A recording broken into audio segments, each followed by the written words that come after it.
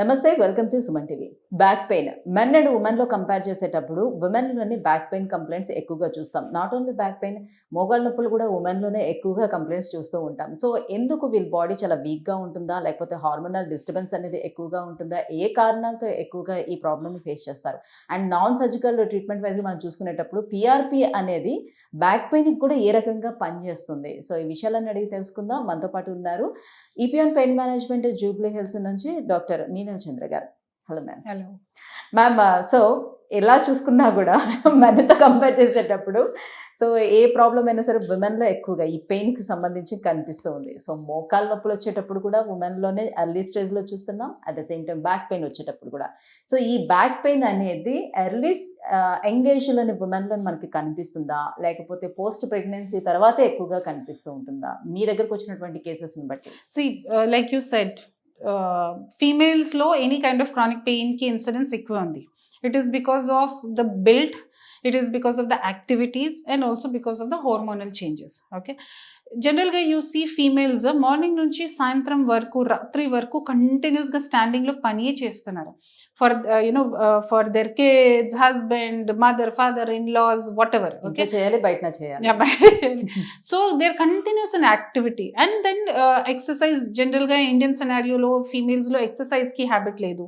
Okay, తర్వాత food కూడా ఇప్పుడు ఫ్యాన్సీ ఫుడ్స్ ఉంది, but calcium rich food and protein rich ఫుడ్కి హ్యాబిట్ లేదు. ఓకే, సో ఇది ఒక main reason. And pregnancy during pregnancy తర్వాత also so many hormonal changes will also happen in the body కదా. So that will also contribute to some amount of these changes in the body. But back pain is also common in males also, because చాలా మంది they do hard work, weight lifting చేస్తున్నారు కొన్ని patients, so they also have back pain.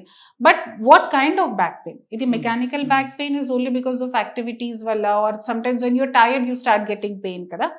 But main reason of back pain has to be identified. Okay, and general గా what we think is back pain because of sciatica. Disc అరిగింది, disc బయటకి వచ్చినప్పుడు నర్వ్లో compress అయింది కాదు.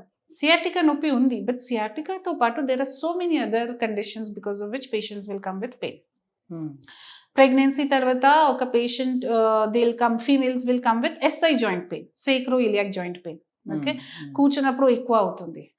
Then కొన్ని patients who does a lot of driving, కంటిన్యూస్గా ఇది మూవ్మెంట్లో డ్రైవింగ్ చేస్తే ఫెసెట్ జాయింట్ పెయిన్ వల్ల వస్తుంది. బెండింగ్లో, ఫార్వర్డ్ బెండింగ్లో, బ్యాక్వర్డ్ బెండింగ్లో నొప్పి స్టార్ట్ అవుతుంది. కొన్ని పేషెంట్స్కి కంటిన్యూస్గా మసల్లో స్ట్రెయిన్ అయితే మయోఫేషియల్ పెయిన్ నుంచి వస్తున్నారు. కొన్ని పేషెంట్స్ పైరిఫార్మిస్ ఒక మసల్ ఉంది బట్టక్ దగ్గర, సో పైరిఫార్మిస్ సిండ్రోమ్ వల్ల ఒకటి కాదు రీజన్స్. ఓకే, చిన్న చిన్న జాయింట్స్ ఉంది, మసల్స్ ఉంది, లిగమెంట్స్ ఉంది. So because of all these conditions patients will come and ఇది ఐడెంటిఫికేషన్ చేయాలి. And most difficult to treat is myofascial pain, muscle wala, because muscle pain patients will ignore like anything. 5 years, 6 years, 10 years continuous ga they will tolerate. One fine day it becomes very difficult, then they will come. అంటే ఒక 35 years age దాటిన దగ్గర నుంచి muscle stiffness అనేది చాలా మంది పెరుగుతూ ఉంటుంది. ఎందుకని? See, muscle is also degenerating కదా as you age. ఇది స్కిన్ లాక్స్ అవుతుంది కదా, అలాగే మసిల్ లిగమెంట్ కూడా లాక్స్ అవుతుంది. That means water content decrease అవుతుంది. Okay, then second point is absorption of the carbohydrates, protein will also decrease, because of which adequate protein is not reaching the muscle, which is important. Okay, third thing is, like I said, exercises we don't do. Okay, so there are so many reasons that why aging, when 30-35 tarvata, why your muscles become weak and stiff. So ఇప్పుడు back pain రావడానికి మీరు రకరకాల reasons చెప్పారు, ఒకటి కాదు.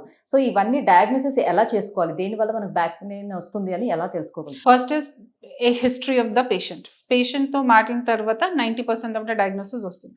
Then examination, పేషెంట్లో check చేస్తాం, వేరే టెస్ట్స్ ఉంది. ఓకే, సో ఇది టెస్ట్లో అగైన్ ఇంకా కన్ఫర్మేషన్ అవుతుంది. And in some cases MRI అవసరం ఉంటే ఆర్ ఎక్స్రేకి అవసరం ఉంటే we have to give them X-ray or MRI and then seeing everything diagnosis చేస్తాం. సో ఇప్పుడు పిఆర్పి ట్రీట్మెంట్ అంటే బాగా వెలుగులోకి వచ్చింది, మోకాల నొప్పులకి బాగా పనిచేస్తుంది అనేది అందరికీ చాలా వరకు అవగాహన వచ్చేస్తుంది. సో పిఆర్పి ట్రీట్మెంట్ అనేది బ్యాక్ పెయిన్ కూడా ఎలా పనిచేస్తుంది? లైక్ ఐ సెడ్, ఇప్పుడు మసల్ ఉంటే మసల్ వీక్ అయింది కదా, సో పిఆర్పి స్ట్రెంథనింగ్ కోసం ఇంజెక్ట్ చేస్తాము ఇంటూ ద మసల్.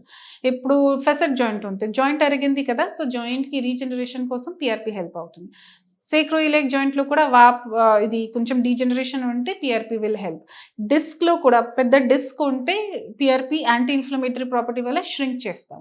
కొన్నిసార్లు డిస్క్లో టేర్ ఉంటే, యాన్యులర్ టేర్ ఉంటే ఇది పిఆర్పి హీల్ అవుతుంది. So PRP can work everywhere because పిఆర్పిలో యాంటీ ఇన్ఫ్లమేటరీ ప్రాపర్టీ ఉంది, మీన్స్ వాప్ తగ్గింది కెపాసిటీ ఉంది, యాంటీ మైక్రోబియల్ ప్రాపర్టీ ఉంది, means it will not cause any infection, and లోపల ఇన్ఫెక్షన్ ఉంటే it can heal, and also regenerative properly, means a ప్లేస్లో damage ఉంది దానికి రీజనరేట్ చేస్తారు. So PRP has all this property. ఇదే ప్రాపర్టీ వల్ల it will help you in everything. So అందరిలో ఉండేటువంటి ఒక కామన్ డౌట్ని అడుగుతున్నాను. సో బ్యాక్ పెయిన్ అనేది ఎక్కువగా లేడీస్లో రావడానికి వాళ్ళు సిజేరియన్ సి సెక్షన్కి వెళ్ళేటప్పుడు వాళ్ళకి బ్యాక్లోనే ఒక ఇంజెక్షన్ ఇస్తారు. సో ఆ ఇంజెక్షన్ ఇవ్వటం వల్ల కార్టిలేజ్ లీక్ అవుతుంది, దానివల్లే అరిగిపోతుంది అనే ఒక ఆలోచన వల్ల ఉంది. అట్ ద సేమ్ టైం ఇప్పుడు పిఆర్పి తీసుకునేటప్పుడు కూడా అట్లానే ఇంజెక్ట్ చేస్తారు. సో ఇది ఎంతవరకు నిలబడుతుంది అనేది వాళ్ళకు ఉన్నటువంటి డౌట్. ఫస్ట్ ఆఫ్ ఆల్ ఇది సిజేరియన్ సెక్షన్లో ఇది ఇంజెక్షన్ స్పైనల్ యానెస్థీషియా ఇచ్చిన తర్వాత బ్యాక్ పెయిన్ స్టార్ట్ అవుతుంది కదా, ఇది బిగ్ మిత్. ఓకే, స్పైనల్ యానెస్థీషియాకి injection is a very fine needle. Okay, మీరు స్టిచ్చింగ్ చేస్తున్నారు కదా, ఆ నీడల్ నుంచి కూడా తక్కువ, it is only 25 to 26 gauge. That will not cause any damage. Pregnancy తర్వాత బ్యాక్ పెయిన్కి రీజన్స్ చాలా వేరే ఉంది. Like I said, sacroiliac joint stretch అవుతుంది మసిల్ వల్ల, పోస్ట్ ప్రెగ్నెన్సీ హార్మోన్ చేంజెస్ వల్ల. Okay, it is not because of spinal anaesthesia needle. Spinal anaesthesia needle will not cause back pain. Okay, now ఇది PRP again చిన్న సూది ద్వారానే చేస్తాము, but where we give మషీన్లో చూస్తూ ఎగ్జాక్ట్గా ఏ ప్లేస్లో డ్యామేజ్ ఉంటే అలాగే ప్లేస్లో ఇంజెక్ట్ చేస్తాము. ఏముండదు, it's a very safe treatment, safely చేయాలి అండ్ నో కాంప్లికేషన్స్. సో ఇప్పుడు మీరు ఇది కొన్నిసార్లు మీరు diclofenac injection or some injections తీసుకుంటున్నారు కదా బటక్లో, ఆ ఇంజెక్షన్ నుంచి ప్రాబ్లం అవుతుందా? లేదా కదా. నా spinal anaesthesia needle even less thinner, then why that problem will start. So ఇప్పుడు ఊర్లలో డెలివరీ అయిన తర్వాత చాలా మందికి బ్యాక్ పెయిన్ అనేది స్టార్ట్ అవుతుంది. బట్ వాళ్ళు అంటే పెద్దవాళ్ళు ఏమని చెప్తారంటే, నువ్వు ఆఫ్టర్ డెలివరీ తర్వాత గట్టిగా నడుముకి నువ్వు కట్టుకోలేదు, అందుకే నీకు బ్యాక్ పెయిన్ వస్తుంది, ఇట్లా నెగ్లెక్ట్ చేస్తూ ఉంటారు. బేసిక్గా ఇట్లా పెయిన్ వచ్చిన వెంటనే డెలివరీ అయిన తర్వాత వాళ్ళు ఎలాంటి ప్రికాషన్స్ తీసుకోవాలి, డాక్టర్ని కన్సల్ట్ అవ్వాల్సిన నెసిటీ ఎప్పుడు ఏర్పడుతుంది? First thing is post pregnancy బాడీలో హార్మోన్ చేంజెస్ జరుగుతుంది, సో ఆ టైంలో diet is very important. Okay, second point is sleep, because new baby ఉంటే స్లీప్ చాలా డిస్టర్బ్ అవుతుంది, so sleep is also important factor. Third is hydration. Okay, మంచిగా hydration they have to maintain, they have to keep on drinking good amount of water, coconut water and all those things. ఆ time వరకు you are able to manage your pain. Means ఇప్పుడు suppose నొప్పి ఉంటే posture change చేసిన తర్వాత, rest చేసిన తర్వాత, or hot pack cold pack పెట్టిన తర్వాత నొప్పి పోతుంది, ఓకే. బట్ ఆ టైం వరకు you are not able to take care of your pain. It is the time you need to see the doctor. Okay, for one day also, if you feel that you're not able to sit, you're not able to do your activities, daily activities hamper అవుతుంది, తప్పకుండా doctor లో evaluate చేయాలి. Normal delivery అయ్యే వాళ్ళ ఎక్కువ back pain మనం చూడొచ్చంటారా, caesarean లో చూడొచ్చంటారా? జనరల్ గా we cannot differentiate that back ఇది normal delivery or caesarean, but the reason, most important reason is sacroiliac joint in both the cases, either in cesarean delivery or in normal delivery. The most common reason for patients post delivery coming to us is sacroiliac joint pain. ఈ కండిషన్లో పేషెంట్స్కి బటక్లో నొప్పి ఎక్కువ అవుతుంది, కూర్చున్నప్పుడు నొప్పి ఎక్కువ అవుతుంది, లేసినప్పుడు ఇబ్బంది అవుతుంది. ఓకే, వాకింగ్ చేసినప్పుడు they are comfortable only. So ఇది ప్రాబ్లం ఉంటే post pregnancy, that means you are having sacroiliac joint. So post pregnancy అంటేనే మనకి ఎర్లీ ఏజ్ గ్రూప్లో మనకి కనిపిస్తుంది కాబట్టి, సో ఈ టైంలో వాళ్ళు పిఆర్పి తీసుకుంటే ఎంతవరకు మేనేజ్ చేసుకోగలుగుతారు, ఎన్ని ఇయర్స్ వరకు అని? ఒకసారి వెంటనే మీరు ఐడెంటిఫై చేస్తే that what this is the problem, PRP recover చేస్తారు కదా.